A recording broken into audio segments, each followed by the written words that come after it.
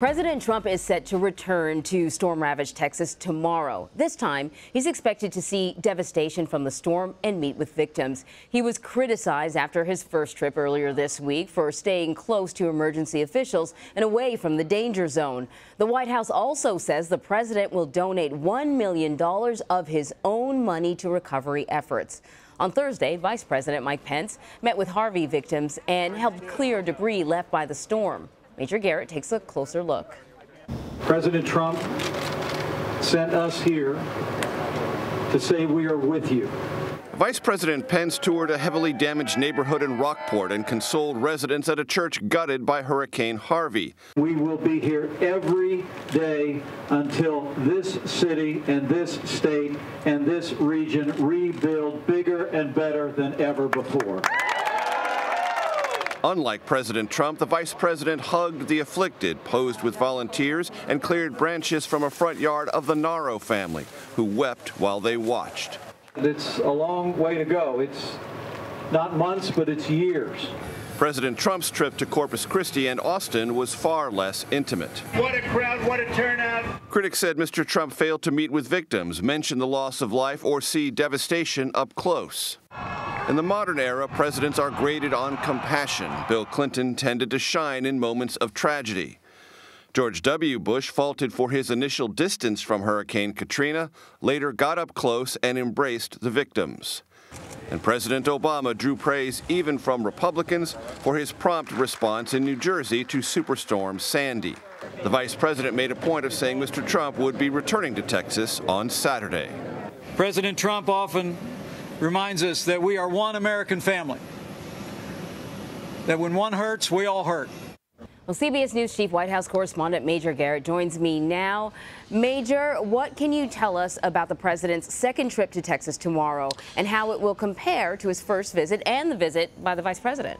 So what we do know is it will be in the Houston area generally, and there could also be a stop in Louisiana. And the focus for the White House this second trip is to get the president closer to the devastation, the damage, the recovery, and some of the victims. Now, the White House argues with some degree of credibility, I think, that first trip to Texas was really about a clarion call to all federal emergency managers and Texas emergency responders, and it was a bit antiseptic. It was separated from the damaged areas. It was separated from the victims because the president didn't want to get away, and the White House was cautious even before that first visit not to do anything that would siphon away valuable resources for what was then, and to a certain extent still is now, a rescue operation with heavy recovery overtones.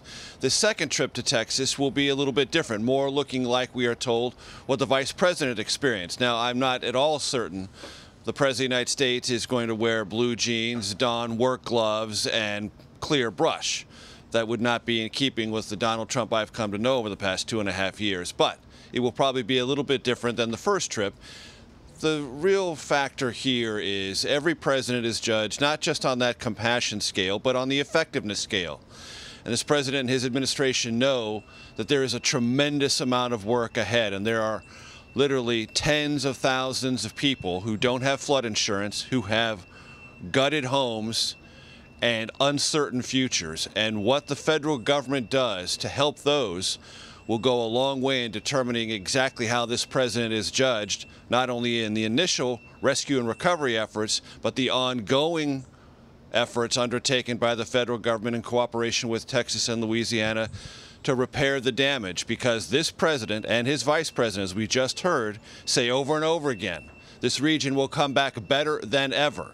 Well, it's not going to happen better than ever just because people say it. There's going to have to be money, and it's going to have to come from somewhere, and largely it's going to have to come from the federal government. And under what conditions and what limitations and how generous, all of those details have to be worked out.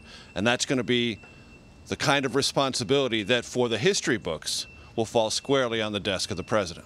Indeed. Now, speaking to, his personal response to the tragedy, some have criticized, some have mentioned or questioned whether or not his personal charities have contributed. And now we hear that the president is contributing $1 million of his own money to the relief effort. just fantastic. But then there's this other thing. You talk about just how much money the government is going to be able to cough up, the federal government. And here we have a president who, in his budget proposal, wanted to see slash funding to FEMA, slash funding to relief organizations, while at the same time promising that this recovery is going to be better than ever. A lot of that slashing of the funding had to do with paying for the border wall. And we don't know how big of a price tag this is going to be, but if Katrina is an example, it could be maybe in the $100 billion range.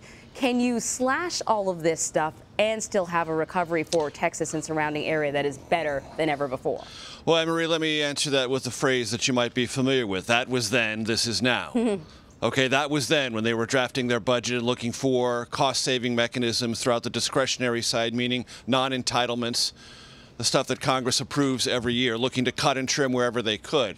And that was on the Federal Emergency Management Administration grant programs, not direct emergency assistance. That's kind of budgetary wonky terminology. That is where the administration says it was trying to find efficiencies and reductions in cost. All that's gone. Look, FEMA's budget is going to be approved and expanded. There is going to be a supplemental request. We already know the dimensions of that very first one. It is the smallest of down payments, $5.5 billion, just to keep things going right now. There'll be a much, much larger one, and then probably a follow-on after that. It could get to be $100 billion. It could be more. But let me just zero in on what I was referring to in my first answer. There are tens of thousands of Houstonians and people in that general area who did not live in a floodplain, which means they had no flood insurance. Not from the federal government, not through their private insurer, which means they have nothing. They have a gutted home in all probability and no insurance coverage of any kind. There is no real precedent for that. And the federal government is going to have to figure out what it's going to do to solve the problems these people face right here and right now. A destroyed piece of property that has no insurance. And under normal circumstances, that's just tough luck. Well, there's too much tough luck right now. These people are devastated, and Congress is going to have to figure out a way to write a law that doesn't create a precedent in the future, but nevertheless provides remedies to people who, through no fault of their own, are trapped in this horrifying situation where torrential rains washed them out of their house, cleared out all of their possessions, left them essentially penniless, and no insurance to back them up. Somebody's going to have to come in and deal with that situation. In all likelihood, it will be the federal government. How that's drafted, how that's distributed, how that's taken care of is going to be one of the most important measures of what this administration's response to Harvey is or isn't. Yeah, you know, you read my mind, because what I was thinking was they can't write a one-off piece of legislation, because despite what we're calling this a once in 100 year or once in 500 year storm, it's certainly not turning out to be that way. And so there'll probably be another storm, hopefully not this season, but probably next season. And whatever precedent they set with how they treat the victims of Harvey is what we're going to have moving forward. And it could get really expensive. It could get very expensive, and it could inject into legislative politics the issue of global warming in ways that it hasn't been so seriously considered for the last 5 or 6 years. Because if, in fact, the climatologists are right, and whatever you believe is the underlying cause of global warming and climate change, that it's happening seems to be an unmistakable conclusion. And if it is happening, whatever the origins, these storms are going to either become more frequent or more severe, possibly both. The implications of that for all coastal areas in the United States, of which there are many, could be profound. That may inject itself into this very difficult legislative political conversation in ways it hasn't in recent memory. Yeah, indeed. Major Garrett, thank you so much for your insight. Sure.